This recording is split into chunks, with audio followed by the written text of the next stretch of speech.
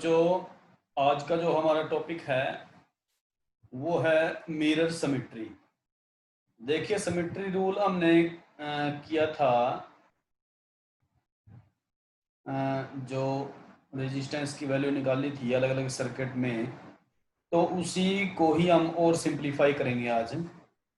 और रूल क्या है बच्चों हमारा? Symmetry rule. सिमेट्री रूल में सबसे पहले हम जिक्र करेंगे बच्चों, वो है मिरर सिमेट्री का। ठीक है, किसका जिक्र करेंगे? Mirror symmetry. तो मिरर सिमेट्री में देखिए बच्चों क्या है हमारे पास। अगर हमारे पास देखिए इस तरह का सर्किट आ जाता है, ये हमारा रेजिस्टेंस है, इसमें एक और रेजिस्टेंस ये जुड़ा हुआ है, और यहाँ भी देखिए एक ये रेजिस्टेंस है, और उसके बाद ये रेजिस्टेंस एक और है देखिए। ठीक है, और इसकी वैल्यू बच्चों अगर हम लेते हैं 2R, इसकी वैल्यू हम लेते हैं R, और ये हो जाता है हमारा 2R, और ये हो जाता है R। ठीक है बच्चों, तो यहां से अगर हम इसको किसी बैटरी या सोर्स से जोड़ें, देखिए हमने जोड़ दिया है सेल के साथ।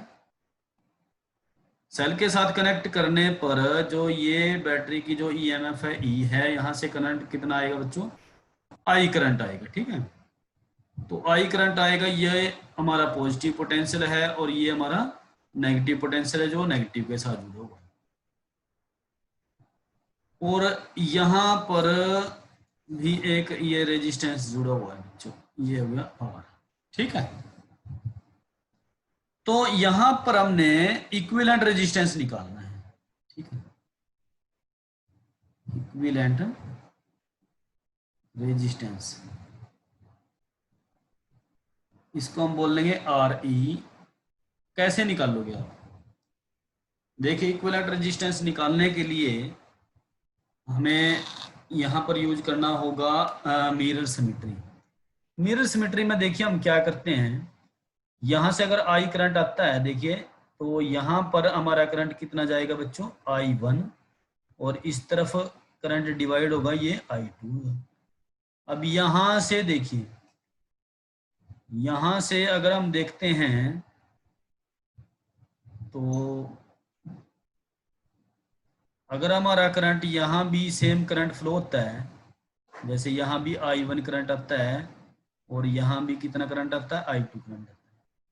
तो इसका मतलब क्या है? अभी ये जो जंक्शन था, इस यहां से कोई करंट फ्लो नहीं किया। तो क्योंकि अगर यहां भी हमारी आई सेम करंट है, इसके थ्रू, यहां से इस जंक्शन के थ्रू इस वायर में कितना करंट फ्लो हुआ? I1 करंट फ्लो हुआ। और इस रेजिस्टेंस का यहाँ पर कोई भी इफेक्ट हमें दिखाई नहीं दे रहा है। ठीक है, क्योंकि दिखाई क्यों नहीं दे रहे? अगर मान लिया अगर यहां से करंट फ्लो होता, सपोज करो यहां से कोई करंट फ्लो होता, अगर मैं I2 करंट मान लेता हूं, तो यहां पर जो करंट होता वो कितना होता? I1 माइनस I2 होता।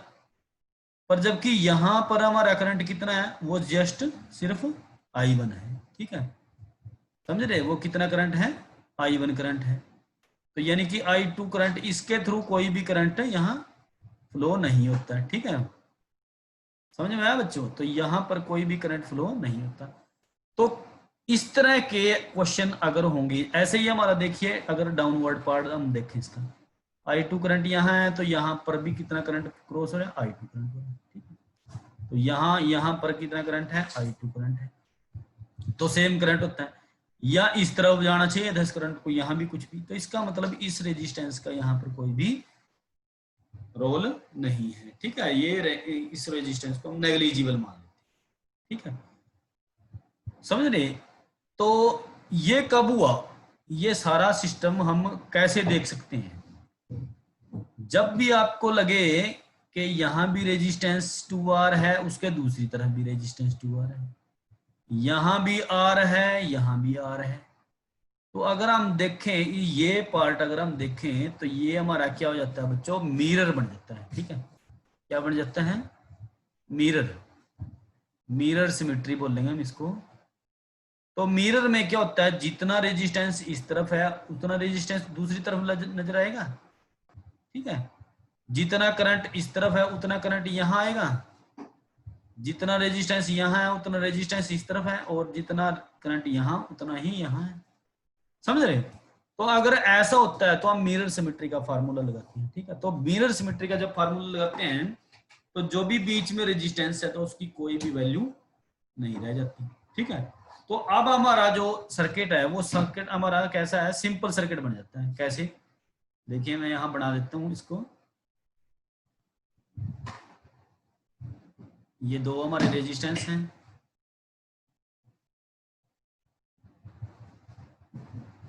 और इसको मैं, ठीक है, अब बीच वाला पार्ट हमारा हट गया, तो ये कितना होगा 2R, ये भी कितना होगा 2R, ये हो जाता है बच्चों R, ये R हो गया।